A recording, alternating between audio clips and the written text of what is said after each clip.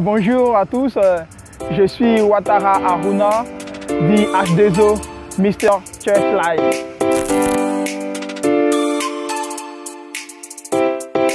Il faut dire que le Seigneur Jésus et moi, c'est une histoire de longue date. Parce que moi, je suis né dans une famille musulmane, de père et de mère, tous musulmans. J'ai grandi, j'ai vécu avec mon père, pas avec ma mère. Donc je suivais mon père, je suis son fils aîné et mon père est quelqu'un qui a beaucoup d'amour pour moi, vraiment beaucoup d'amour, et moi aussi je ressens un grand amour pour mon père. Alors comme tout fils, mon désir ça a toujours été de faire plaisir à mon père, et donc je le suivais à la mosquée. Il m'a même appris à écrire en arabe, tout et tout, mais bon, en dépit de toute ma volonté, ça n'arrivait pas à apprendre. C'est comme s'il y avait toujours ce blocage-là. Je n'arrivais pas vraiment à faire les 5 prières quotidiennes. Je n'arrivais pas vraiment à être ce bon musulman que mon père inspirait. J'ai pourtant vraiment fait des mains et des pieds, mais cela n'arrivait pas. Jusqu'à ce que je me décide d'aller à l'église, mais je vais dire, ce n'est pas une décision tout de suite. Quand on m'invitait, je n'hésitais pas à aller à l'église. Moi, je n'avais pas d'appréhension vis-à-vis de l'église, et donc j'allais régulièrement, par moment, jusqu'à ce que en 2002, j'étais en 3e au lycée Pierre-Gadier de Yopougon. Vous savez, les élèves, on devient très chrétiens quand il y a l'examen. Alors, c'est là que moi, j'ai commencé à suivre le culte en classe. Donc, je priais, tout et tout, et l'examen est arrivé par la grâce du Seigneur, j'ai été admis, mais là, je n'avais pas encore vraiment eu d'histoire avec le Seigneur. Et en première, suite à l'invitation de la grande sœur d'une amie qui malheureusement n'est plus aujourd'hui, j'ai repris donc la marche avec le Seigneur en première, et donc j'allais à l'église, et puis voilà, je suis resté jusqu'à ce que l'année finisse, et puis je suis arrivé en terminale. Et comme j'avais abandonné par la suite, arrivé en terminale, il y avait cette histoire de prière, mais là, j'ai dit non, que je ne vais pas prier, parce qu'en 3e, j'ai prié parce que j'avais un examen à passer. Le Seigneur m'a accordé. En terminale, si je reviens vers lui à cause de l'examen, ce n'est pas juste. Donc je préfère ne même pas aller à l'église et puis bosser. Si je dois avoir, j'aurai. Dans le cas contraire, je bénirai quand même le nom de Dieu. Mais je n'irai pas à l'église parce que j'ai l'examen à passer. Donc c'est ce que j'ai fait. Et par la grâce du Seigneur, j'ai été admis au baccalauréat. Et puis je suis parti à l'université et je suis resté. Mais j'avais toujours cet amour du Seigneur là en moi. Vraiment toujours cet amour du Seigneur en moi. Et je suis resté avec cette marche, on va dire, en dents de scie, jusqu'à ce que j'abandonne complètement. Et en 2010, la crise post-électorale est survenue. Je suis parti au village, à Tabagne. Et de retour de Tabagne, j'ai décidé après un moment, et sur exhortation d'une amie, de reprendre le chemin de l'église. Mais là, je le faisais un seul dimanche dans le mois, le dernier dimanche, et je profitais pour payer la dîme, tout et tout. Et après cela, j'ai été invité une fois par ma mère spirituelle actuelle.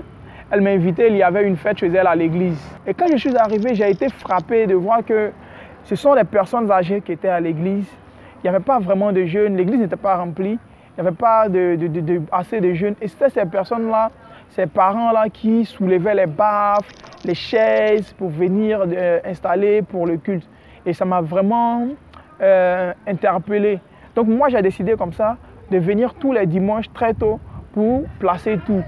Voilà. Et donc c'est ce que je faisais, et j'ai commencé à marcher véritablement avec le Seigneur. Il faut dire que je suis quelqu'un, je ne sais pas faire des choses à moitié. Quand je suis engagé, je suis engagé. Et là, quand j'ai vraiment décidé de m'engager, ça a été pour toujours jusqu'à maintenant. Et je peux dire que vraiment, l'histoire que j'ai vue avec le Seigneur, c'est émouvant. Par la suite, mon père a découvert, parce que j'ai fait des années à aller à l'église sans qu'il ne le sache, il ne l'a jamais su, jusqu'à ce qu'un jour il le découvre.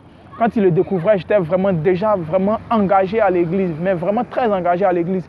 Et mon père m'a dit comme ça de faire un choix entre la famille et Jésus-Christ. Bon, je n'ai pas hésité à choisir Jésus-Christ, mais je tiens à signaler que ce n'est pas parce que mon père ne m'aimait pas. Voilà, pour lui, c'était une manière de me ramener à l'ordre, sauf que je ne pouvais plus le faire. Et puis, j'ai décidé de partir. Et ça a été quand même libérateur parce que moi-même, Je cherchais un moyen de partir de la maison parce que je prenais de l'âge et j'étais toujours dans la maison du Père, dans le salon du Père. Voilà. Ça a commencé à peser, mais vu qu'il n'y avait pas de boulot, il n'y avait pas de choses, du coup, c'était difficile de partir. Et donc, ça a été l'occasion pour moi aussi de partir. Je suis parti de là. J'ai été recueilli par des personnes de bonne volonté, tout et tout. Et je n'ai pas manqué de toi jusqu'à ce jour, en toute honnêteté. Le Seigneur a été avec moi jusqu'à ce jour et je ne peux pas vraiment dire que ça a été compliqué. Au contraire, c'est une histoire d'amour formidable que je vis avec le Seigneur.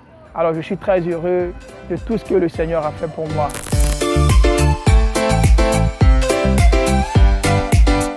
Écoute, les temps sont mauvais.